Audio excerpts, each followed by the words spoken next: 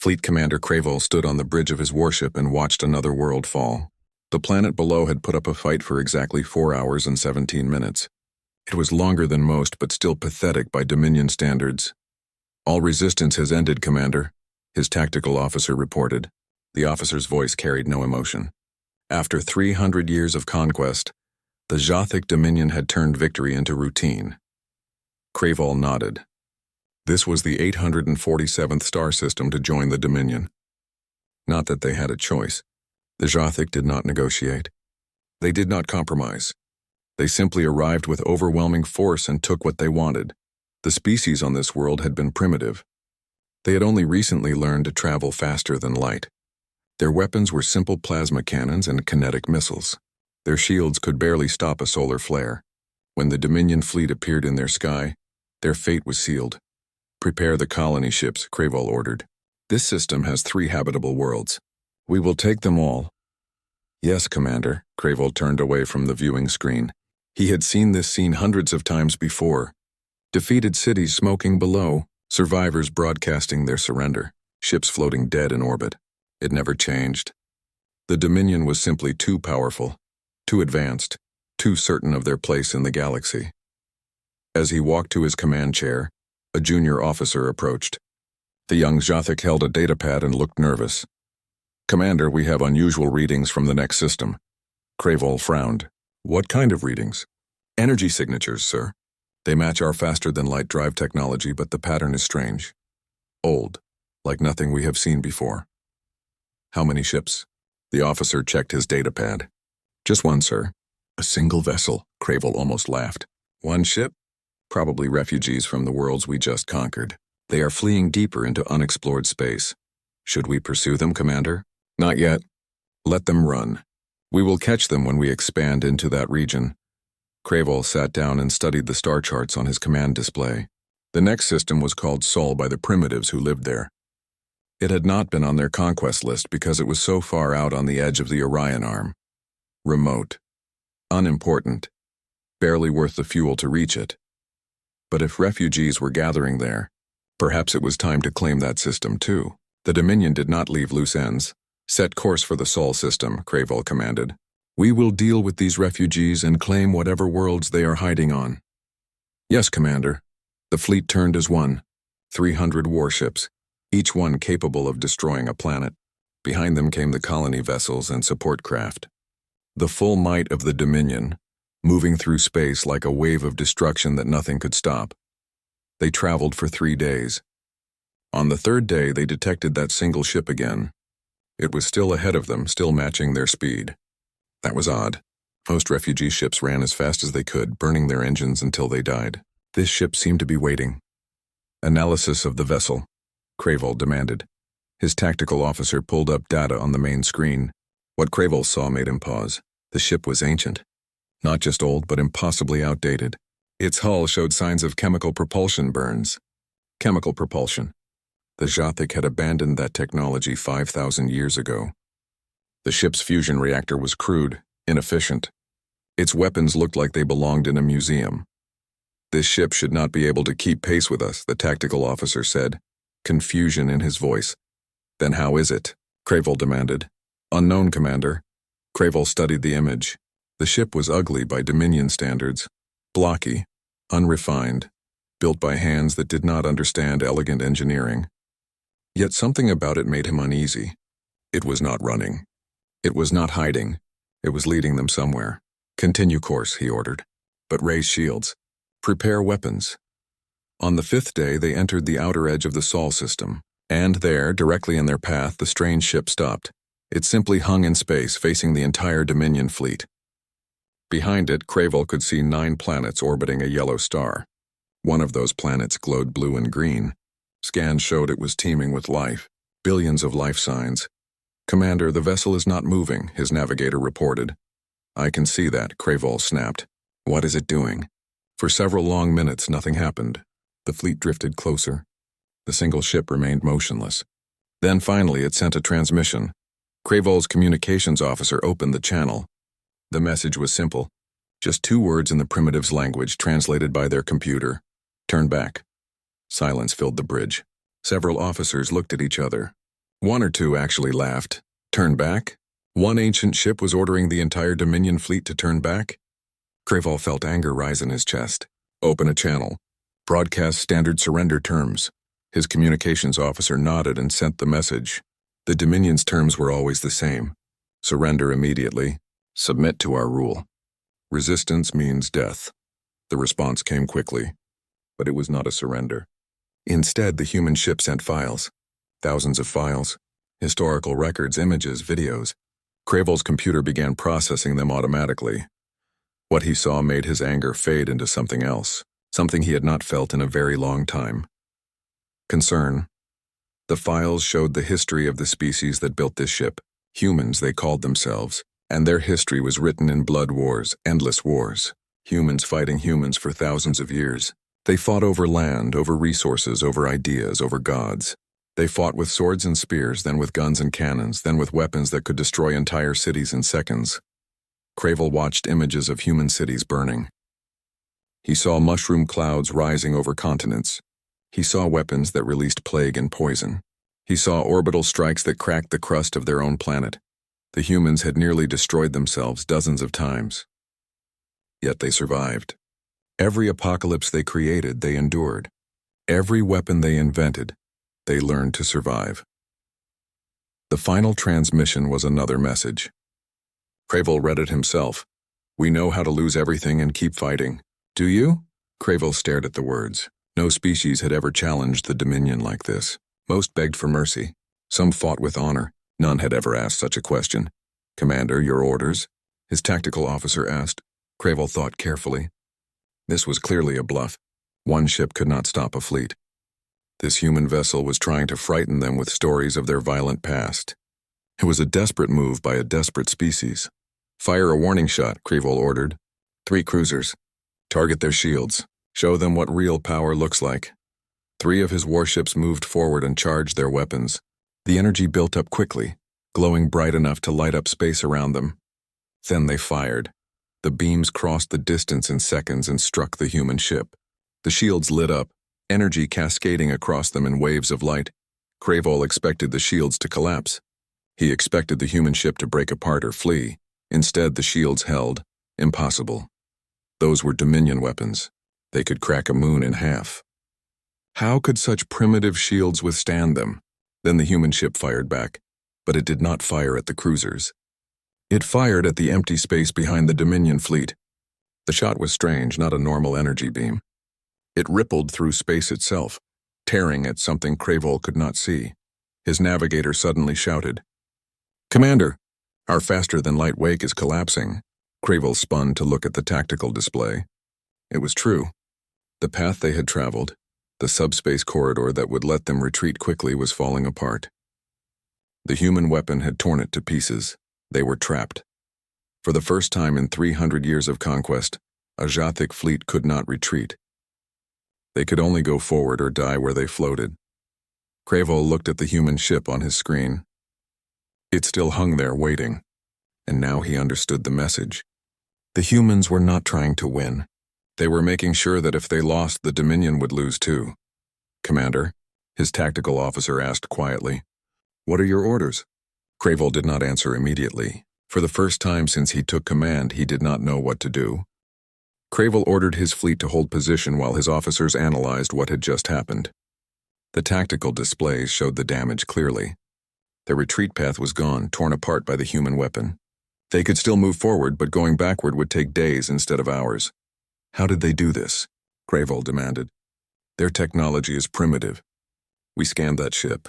It should not have weapons capable of this. His science officer, an older Jathic named Velton, studied the readings carefully. "Commander, I believe they modified an old mining tool. It was designed to crack asteroids by disrupting molecular bonds. They amplified it and aimed it at subspace." A mining tool? Craval could not believe it.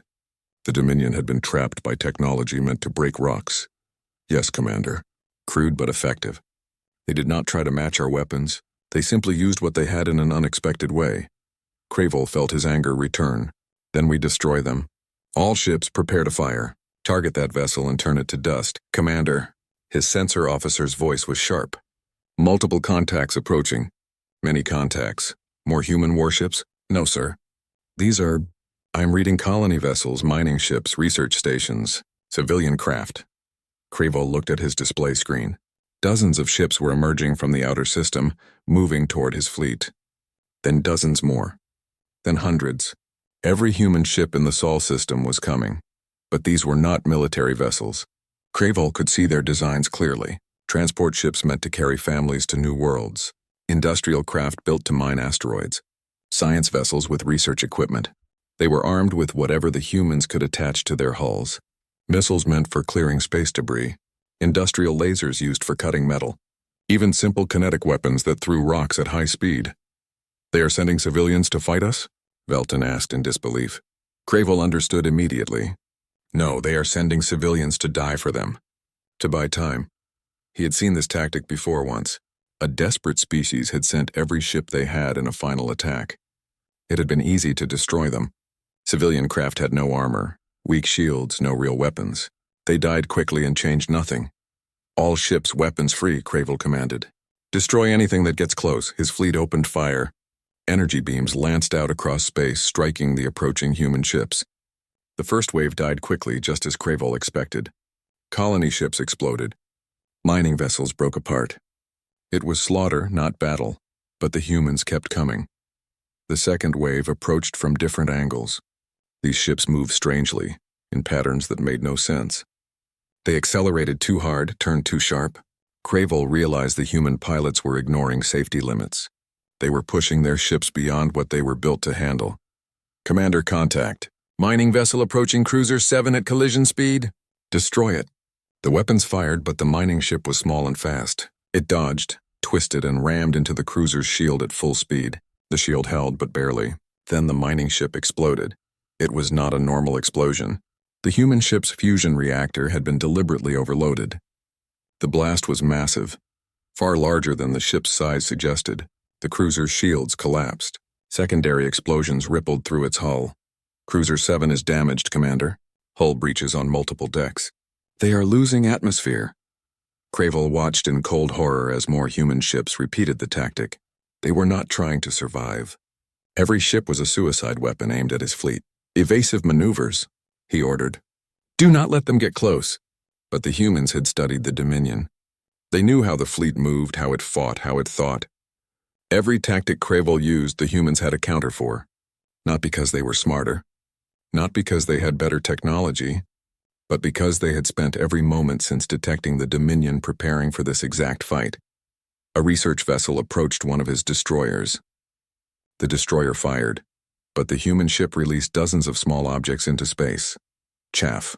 Simple metallic fragments that confused targeting systems. In the seconds it took for the destroyer to recalibrate, the research vessel fired its weapons. They were not military-grade weapons. They were scientific instruments, particle accelerators meant for studying cosmic rays, gravity manipulators designed to simulate different planetary conditions, experimental engines that warped space-time. All of them had been turned into weapons. The destroyer's shields flickered and failed. The hull cracked open. Atmosphere vented into space along with dozens of crew members. Commander, we have lost 6 ships, his tactical officer reported. 12 more are damaged. The humans are targeting our shield generators specifically. How do they know where our shield generators are located? Cravo demanded. Felton looked up from his station. They studied us, Commander. 300 years of conquest. Every battle recorded, every victory documented. The humans watched it all and learned our weaknesses. More human ships closed in. A transport vessel filled with construction equipment crashed into a Dominion carrier. The equipment inside included industrial fusion cutters. When the ship exploded, those cutters were already burning through the carrier's armor. Cravo watched his fleet's strength drop steadily. The humans were losing more ships, many more. For every Dominion vessel destroyed, 10 human craft died. But the humans had hundreds of ships, and every single one was piloted by someone willing to die. Fall back to defensive formation, Cravo ordered. Tighten our spacing, make it harder for them to reach us. His fleet obeyed, pulling together into a protective sphere. It was a standard defensive pattern, one that had worked for centuries. The humans adapted immediately. Small pods launched from the remaining civilian ships. They were escape pods meant to save lives during emergencies. But the humans had filled them with explosives and programmed them to target specific points in the Dominion formation. The pods were too small to shoot down easily. Too many to track individually. They slipped through the defensive fire and detonated at precise locations, creating gaps in the formation. Through those gaps came the mining ships, accelerating hard, fusion drives screaming.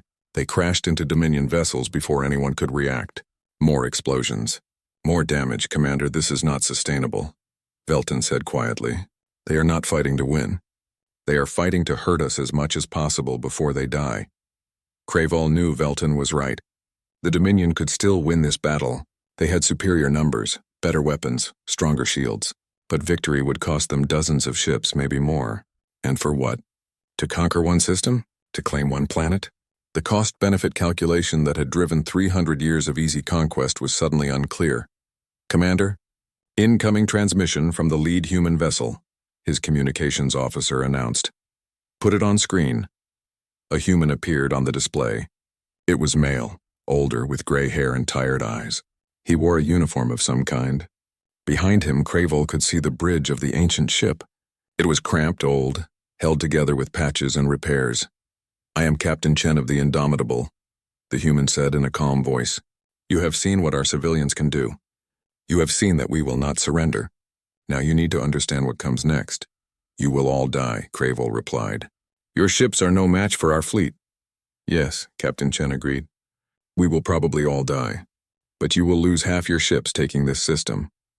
Maybe more, and behind us is Earth. 4 billion humans who have been preparing for your arrival. Every city is armed. Every citizen knows how to fight. Our planet is covered with weapons that can crack continents. Craval said nothing. Captain Chen continued. You can win here, but it will cost you everything. And we have already sent messages to every world you have conquered. We have shown them that the Dominion can be hurt, that you can be stopped. How many other species will fight back now? How many rebellions will you face? The transmission ended. Craval looked at his tactical display. He counted the ships he had lost. He calculated the ships he would lose taking Earth.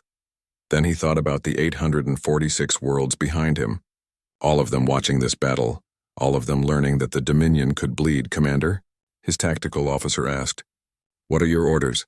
Craval made the hardest decision of his life. Prepare the fleet, he said slowly. We advance on Earth. The Dominion fleet pushed through the debris field of dead ships, both human and Jothic. Craval had lost 43 vessels to reach this point. 43 ships destroyed by civilians with improvised weapons. The cost was already too high, but he could not turn back now. The entire galaxy was watching. If he retreated, the Dominion's reputation for invincibility would shatter. Earth is in range, Commander, his navigator announced. Craval studied the blue planet on his screen. It looked peaceful from this distance. Beautiful even. Oceans and continents, clouds drifting across the surface. He had seen hundreds of worlds like this. Most surrendered when they saw his fleet. Some fought briefly before accepting their fate. But humans were different. They had proven that already. Scan the planet, Craval ordered. Show me their defenses. His science officer Velton worked the controls. Data streamed across the displays. What Craval saw made him go very still. Earth was not just defended. Earth was weaponized. The planet was surrounded by satellites. Thousands of them. Craval had expected communication devices and weather monitors. Instead, he found weapons platforms. Kinetic accelerators that could throw projectiles at a significant fraction of light speed. Laser arrays powerful enough to cut through his ship's armor. Missile clusters with nuclear warheads. On the surface, the scans revealed even more. Every major city had defensive shields. Anti-orbital guns pointed skyward from mountains and valleys. Railguns the size of buildings. Silos containing missiles that could reach space. How much firepower? Craval asked quietly. Velton calculated for several seconds. Enough to destroy our fleet 3 times over, Commander. Then why have they not fired? It was a good question. The humans could have attacked while the fleet was dealing with the civilian ships. They had chosen not to. Why? Perhaps they are waiting to see if we will retreat, Velton suggested. No, Craval said. They are showing us what we face. They want us to understand the cost. As if responding to his words, Earth began broadcasting, not to the fleet but on every frequency, open channels that anyone could hear. The transmissions were not from military commanders or political leaders. They were from civilians, billions of them. Crayvall listened as ordinary humans spoke. A teacher described her classroom of children, showing their faces to the galaxy. A farmer talked about his land that his family had worked for generations. A doctor spoke from a hospital filled with patients. An engineer explained the bridge he had spent years building. Each human told the Dominion exactly what they would lose. Each human broadcast their location, their life, their story. It was not a plea for mercy. It was something far more effective. It was proof of what would be destroyed. "Commander, I do not understand," one of his younger officers said. "Why are they doing this?" Velton answered before Crayvall could speak. "They are making it personal. The Dominion conquers planets. We take systems. We claim territory. But humans are making us see them as individuals, 4 billion individuals, each one with a life, a story, a reason to fight." Crayvall felt something he had not experienced in his long career. Doubt. The Dominion had always conquered species, not people. They had never thought about the individuals they were destroying. It made conquest easier, cleaner. Simple mathematics of superior force, but humans refuse to be simple mathematics. "Sir, incoming transmission from Earth's military command," the communications officer reported. "Put it through." A human woman appeared on screen. She wore a military uniform with symbols of rank that Crayvall did not recognize. Her face was hard, her eyes cold. Behind her was what looked like a command center, filled with humans working at stations. "I am General Sarah Okonkwo, Supreme Commander of Earth's Defense Forces," she said. "You have come to conquer our world. I am here to tell you the price." "We have seen your weapons," Crayvall replied. "They are impressive for a primitive species, but they will not stop us." "You are right," General Okonkwo agreed. "You can break through our orbital defenses. You can bomb our cities. You can kill billions of us. You will win," Crayvall frowned. "Then surrender. Save your people." "No." The general's voice was flat. "Because if you attack, we will ensure you win nothing. Every city has been prepared. If you breach our shields, we will detonate nuclear weapons in our own streets. We will poison our water. We will burn our forests. We will crack our own tectonic plates and trigger volcanic eruptions across the continents." "You would destroy your own world?" Crayvall could not hide his shock. "If we cannot keep it, you will not have it," General Okonkwo said simply. "You will conquer a dead rock circling a star. No resources. No population to rule. Nothing but ashes and radiation. And it will cost you your fleet." Velton leaned close to Crayvall. "Commander, she is not bluffing. Humans have nearly destroyed their planet before, multiple times in their history. They know how to do it." Crayvall stared at the general. This was insane. No rational species would destroy their own homeworld rather than accept occupation. But humans had already proven they were not rational by Dominion standards. "Furthermore," the general continued, "we have activated our quantum communication network. Right now, every word of this conversation is being transmitted to every world in your empire. 847 conquered species are watching. They are seeing that you can be stopped. That surrender is not the only option. You are spreading rebellion," Crayvall said. "We are spreading hope." General Okonkwo smiled, but there was no warmth in it. "We have already sent detailed instructions on resistance tactics. How to build improvised weapons, how to fight guerrilla wars, how to make occupation so costly that conquest becomes pointless. You wanted to conquer Earth? Congratulations. You have started a revolution across your entire empire." The transmission ended. Silence filled Crayvall's bridge. His officers looked at each other, uncertainty on their faces. For 300 years, the Dominion had been unstoppable. Now one primitive species was threatening to unravel everything they had built. "Commander," Velton said quietly, "we need to make a decision. If we attack Earth, we may win the battle but lose the Empire. If we retreat, we show weakness. Either choice has consequences." Crayvall studied the tactical displays. His fleet was damaged but still powerful. Earth's defenses were formidable but could be overcome with enough sacrifice. The calculation was simple. They would lose perhaps half their remaining ships. Earth would be destroyed, both sides would suffer catastrophic losses, and then what? The Dominion would own a dead world and face rebellions across 800 systems. Rebellions led by species that now knew the Dominion could be hurt. The cost of maintaining the Empire would multiply beyond anything they could sustain. "Sir, the fleet awaits your orders," his tactical officer said. Before Crayvol could respond, alarms blared across the bridge. Multiple energy spikes on Earth's surface. A sensor officer shouted, "They are powering up planetary weapons!" On the screen, Crayvol watched as Earth's defense grid came fully online. Every satellite charged its weapons. Every surface cannon raised to firing position. The planet itself seemed to light up with hostile intent, but they did not fire. They were waiting. Giving Crayvol one last chance to make a choice: attack and ensure mutual destruction, or retreat and admit the Dominion could be stopped. "Commander?" Felton asked. Crayvol looked at Earth, at the 4 billion humans broadcasting their lives to the galaxy, at the weapons that could destroy his fleet, at the civilization that would rather burn than bow. He thought about the 847 worlds watching this moment, waiting to see what the mighty Dominion would do when faced with an enemy that refused to play by the rules of conquest. The rules said overwhelming force, guaranteed victory. The rules said primitives always surrendered. The rules said cost-benefit calculations always favored the Dominion. Humans had just proven all the rules were wrong. "Helm," Crayvol said slowly. "Prepare the fleet for withdrawal." His officers stared at him in shock. "Commander?" His tactical officer asked. "We are retreating?" "We are making a strategic calculation," Crayvol corrected. "Earth has proven that conquering them costs more than they are worth. We are not retreating. We are choosing a different target." But everyone on the bridge knew the truth. For the first time in 300 years, the Dominion was turning away from a battle. Not because they could not win, but because the price of winning was too high. Crayvol gave the order to fall back to the outer system and begin repairs for the long journey home. Crayvol watched from his damaged flagship as the fleet limped away from Earth.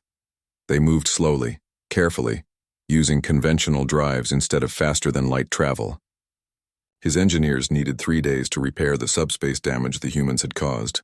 3 days of drifting through the Sol system, while Earth's weapons tracked their every movement. The humans did not attack. They simply watched and waited, making sure the Dominion left. "How many ships did we lose?" Crayvol asked Velton. The science officer checked his data. 72 vessels destroyed. Another 41 damaged beyond field repair.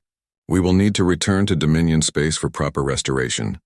72 ships, almost a quarter of his fleet, destroyed by a species that had barely reached the stars. Crayvol had led conquest for 50 years and never lost more than a handful of vessels. Now in one battle, the humans had crippled his armada. "Status of the conquered systems?"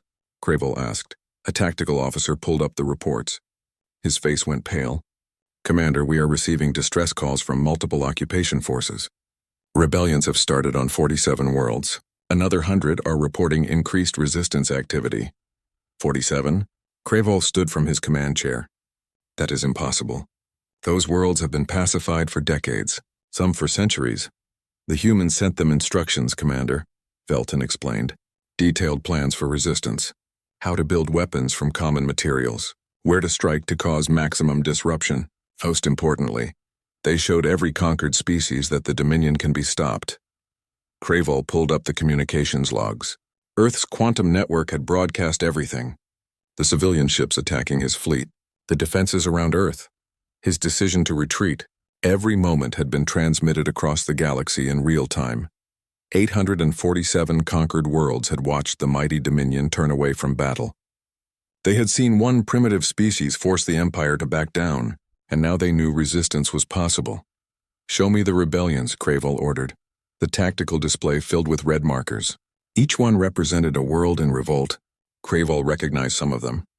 The Tevkor system, conquered 120 years ago. The mining colonies in the Helios sector, claimed 2 centuries past. Even old conquests were rising up. "What tactics are they using?" Crayvol asked. "Human tactics, Commander." Velton brought up field reports. "Improvised explosive devices. Sabotage of infrastructure. Asymmetric warfare. The occupied species are not fighting our military directly. They are making it impossible for us to hold territory." Crayvol read the reports with growing dread. On one world, rebels had destroyed the water purification systems that kept the Dominion garrison alive. On another, they had collapsed the main spaceport, trapping occupation forces on the surface. A third world had seen coordinated attacks on supply convoys, starving out military bases. None of these were traditional military victories, but each one made occupation more difficult and more expensive. Estimated cost to suppress these rebellions? Cravel asked. Velton calculated for a long moment. At current projections, we would need to triple our military forces. The cost in ships, troops, and resources would exceed the value of the conquered territories within 5 years. 5 years, Cravel repeated.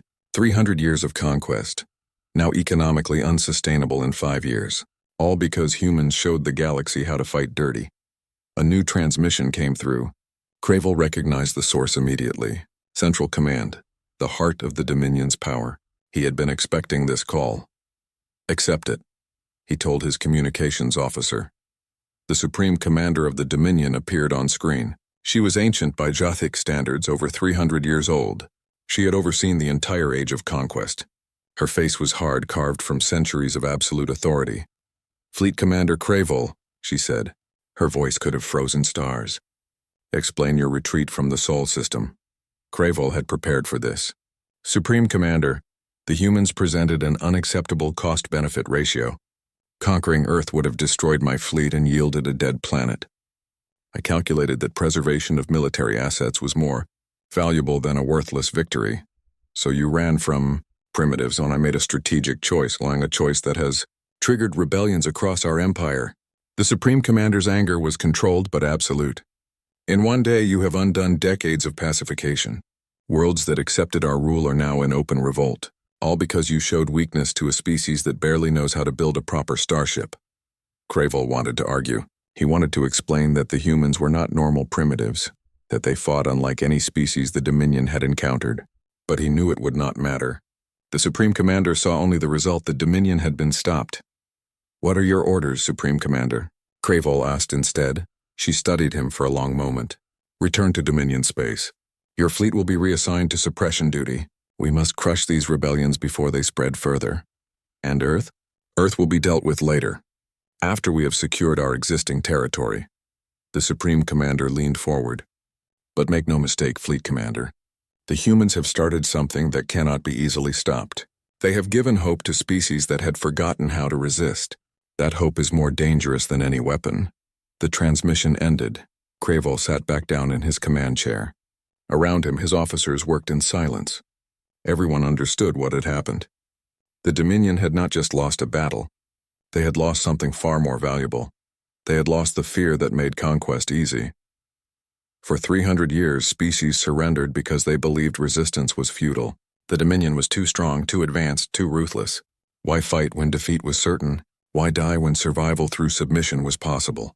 Humans had changed that calculation. They proved that even a weaker species could inflict unacceptable costs. That victory was not the same as success. That sometimes the price of conquest exceeded its value. Commander, we are receiving another transmission, his communications officer announced. From Earth. Put it through. Captain Chen appeared on screen again. The old human looked tired but satisfied. Behind him, Cravel could see his crew celebrating quietly. Fleet Commander Cravel, Chen said, I wanted you to know that we understand what your choice cost you. Retreating goes against everything your empire stands for. It takes more courage to back down than to attack. Do not mistake calculation for courage, Cravel replied coldly. Call it what you want, Chen said. But you saved millions of lives today, both yours and ours. That matters. Your rebellion will be crushed, Cravel warned. The Dominion will restore order to the Empire, and then we will return for Earth. Maybe, Chen acknowledged. But by then the galaxy will be different. Species will remember that they can fight back, that occupation has costs, that empires are not invincible. He paused. You have 300 years of conquest behind you. How many years of rebellion do you have ahead? The transmission ended before Cravel could respond. The question haunted him as his fleet continued its slow withdrawal from the Sol system. How many years of rebellion? How many resources spent crushing resistance instead of expanding territory? How many ships lost to guerrilla warfare instead of glorious conquest? Velton approached his chair. Commander, the engineers report they can restore faster than light capability in 8 hours. Good. Plot a course for the Tev core system. We will start suppression operations there. Yes, Commander. Cravel looked one last time at Earth on his display screen. The blue planet that had stopped an empire. He tried to memorize it, this world that had changed everything. Velton, he said quietly. In all your years of service, have you ever seen anything like this? The old science officer thought carefully before answering. No, Commander. The humans are unique. They do not fight like others do. They do not think like others do. Most species fight to win. Humans fight to make winning too expensive. And it worked. Yes, Commander, it worked. The fleet jumped to faster than light speed 8 hours later, leaving the Sol system behind. But Cravel knew they were not really leaving. Earth's message had already spread across the galaxy. The quantum transmission had reached every corner of Dominion space. Resistance was possible. Occupation had costs. The Empire could be stopped. That message would echo for generations. And Cravel suspected the Dominion would spend the rest of its existence trying to silence it. The council chamber on the neutral station was the largest room Ambassador Wei had ever seen. It needed to be.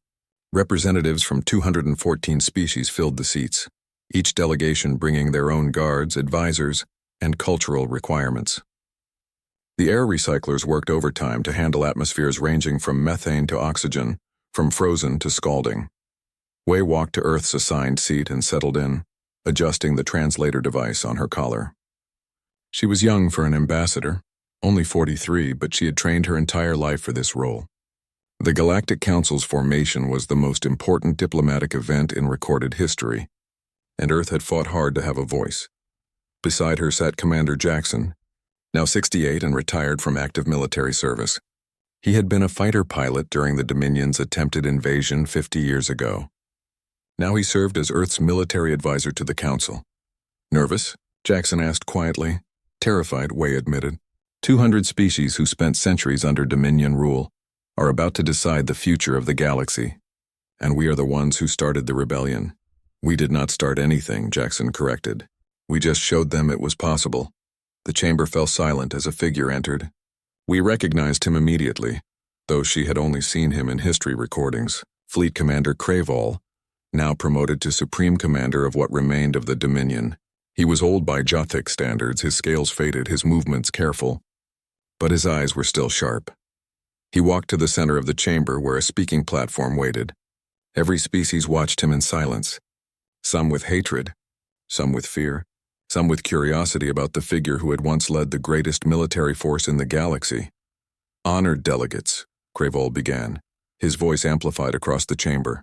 I stand before you as the representative of the Jothic Dominion. 50 years ago, my fleet attempted to conquer the human homeworld. We failed. That failure triggered rebellions across the Empire. For 50 years, we have fought to maintain control, and for 50 years, we have lost. He paused, letting his words settle. Wei watched the other delegates. Many leaned forward, eager to hear the mighty Dominion finally admit defeat. We lost not because our weapons were weak, Cravel continued, not because our ships were inferior. We lost because the humans taught the galaxy a simple truth that we had forgotten. Conquest is easy. Occupation is impossible when the conquered refuse to accept their fate. Wei felt a small surge of pride. She had read the reports from those 50 years. Hundreds of worlds using human resistance tactics, making the Dominion pay for every planet they tried to hold. Eventually, the costs exceeded the benefits. The Empire had collapsed slowly, system by system, until the Jothic held only their core worlds. The Dominion proposes the formation of this Galactic Council, Cravel said, not as a gesture of goodwill but as recognition of reality. The age of conquest is over, not because empires have grown merciful, but because they have grown too expensive to maintain. A representative from the Tevkor species stood up. We recognized her from the briefings. Her world had been one of the first to rebel after Earth's transmission. The Dominion speaks of reality, the Tevkor said, her voice sharp. But what of justice? What of the billions killed during your 300 years of conquest? What of the resources stolen? The cultures destroyed, the worlds left in ruins. You speak as if economic calculations excuse genocide. Murmurs of agreement rippled through the chamber. Wei saw many delegates nodding. The Dominion had caused unimaginable suffering. Simply admitting defeat was not enough. Cravel bowed his head. You are correct. Economic calculations do not excuse our actions. The Dominion committed atrocities across the galaxy. We did so believing might gave us the right. We were wrong. The chamber went silent again. An apology from the Dominion was unprecedented. The humans taught us another lesson, Crayvol continued. He looked directly at Wei. When my fleet retreated from Earth, I expected humans to celebrate, to declare victory and return to their lives. Instead, they sent us a message. It was from their Captain Chen, the commander who faced our fleet. Wei remembered Chen from the memorial services. He had died 20 years ago, honored as a hero who saved Earth. She had studied his tactics in the military academy. Captain Chen told me that victory without peace is meaningless, Crayvol said, that defeating an enemy is not the same as solving the problem that created conflict. He said humans had fought enough wars to know that vengeance only creates new enemies. He asked me to imagine a galaxy where species work together instead of conquering each other. Crayvol paused, his old eyes distant. At the time, I thought he was naive, weak, foolish. I spent the next 50 years proving him right. Wei felt tears forming. She had read Chen's messages in the archives. He had died believing in the possibility of peace but never seeing it achieved. Now 50 years later, his words were being repeated in a council chamber by the very enemy he had faced. The Dominion cannot undo our crimes, Crayvol said. We cannot restore what we destroyed, but we can choose a different path forward. That is why we propose this council, a forum where disputes are resolved through dialogue, not weapons, where cooperation is more profitable than conquest, where strength is measured by what we build together, not what we take from others. Another delegate stood. This one was from a species Wei did not recognize, small, reptilian, from a world that had been conquered early in the Dominion's expansion. Why should we trust the Dominion? The delegate asked. You speak of cooperation, but your empire was built on subjugation. What has changed except your inability to maintain control? Everything has changed, Crayvol replied. The galaxy has changed.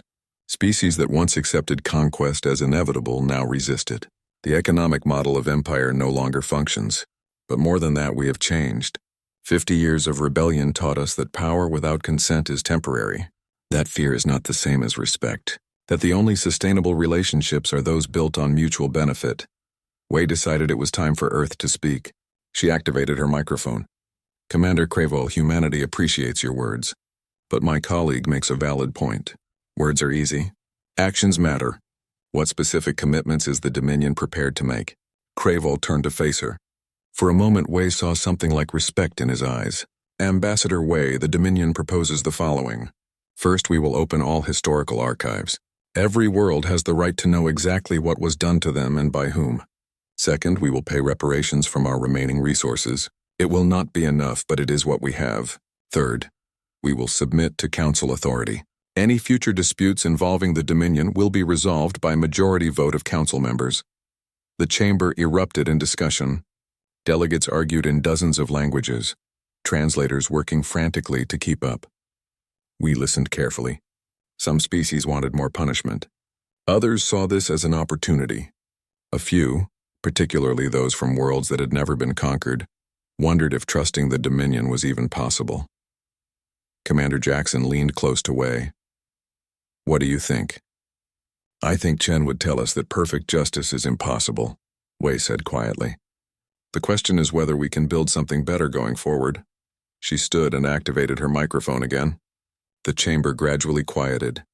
Humanity has a saying, Wei announced. We judge people not by their worst moments, but by what they do after those moments. The Dominion committed terrible crimes. Nothing can change that. But today they are proposing to join a community of equals, to submit to collective authority, to choose cooperation over conquest. She looked around the chamber, meeting the eyes of as many delegates as possible. 50 years ago, humans made a choice. We could have pursued revenge against the Dominion. We could have used our resistance tactics to destroy their empire. Instead, we chose to send messages of hope to occupied worlds. We chose to show that change was possible. Wei turned to face Crayvol directly. Commander, humanity will support the formation of this council. But we have conditions. The Dominion must fully open its archives within 1 year. Reparations must begin immediately. And any Dominion military action, even defensive, must be approved by council vote. Can you accept these terms? Crayvol stood silently for a long moment. Wei wondered if she had pushed too hard. Then he bowed, a gesture of respect in Jothic culture. The Dominion accepts these terms, Ambassador Wei. Over the next 6 hours, the delegates debated the specifics. Every species had concerns, demands, conditions. But slowly a framework emerged. The Galactic Council would be based on voluntary membership and majority voting. Military actions required council approval. Trade disputes would be resolved through arbitration. Member species agreed to share technology and resources for mutual benefit. It was not perfect. Many species wanted harsher terms for the Dominion. Some refused to join at all, preferring isolation to cooperation. But by the end of the session, 147 species had signed the founding charter. The galaxy had its first truly representative government. As delegates filed out of the chamber, Crevol approached Wei. Up close, she could see how old he truly was. He moved carefully, his once powerful body failing. "Ambassador Wei," he said quietly, "I wanted to speak with you privately."